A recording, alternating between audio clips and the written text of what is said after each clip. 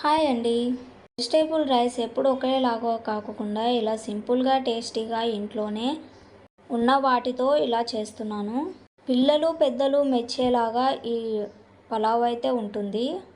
ఎప్పుడు morning tiffin idli dosa bonda vada కాకుండా ఇలా వెరైటీగా అయితే వెజిటేబుల్ రైస్ చేస్తున్నాను. దీంట్లో కొత్త ఐటెం ఏంటంటే పచ్చి పల్లీలు.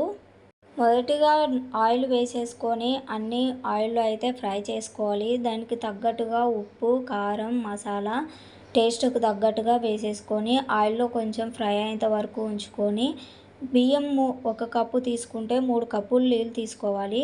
కుక్కర్లో వేసి నీళ్ళు మరిగే టైంలో ముందుగా కడిగి పెట్టుకున్న బియ్యాన్ని అయితే వేసేసి టేస్ట్ కోసం కొత్తిమీర చల్లేసుకొని మూత అయితే పెట్టేసుకోవాలి. 3 విజిల్లు వచ్చేంత వరకు ఉంచుకొని మూత తీసేసుకొని చూసినట్టయితే వెజిటేబుల్ రైస్ రెడీ అయిపోతుంది. ఇంకా సర్వ్ చేసుకొని తినేయడమే. ఆలుగడ్డ వేయడం వల్ల చికెన్ టేస్ట్ అయితే వస్తుంది. ఎవరైనా అబ్బా అనాల్సిందే. సబ్స్క్రైబ్ చేసుకోండి మరిన్ని వీడియో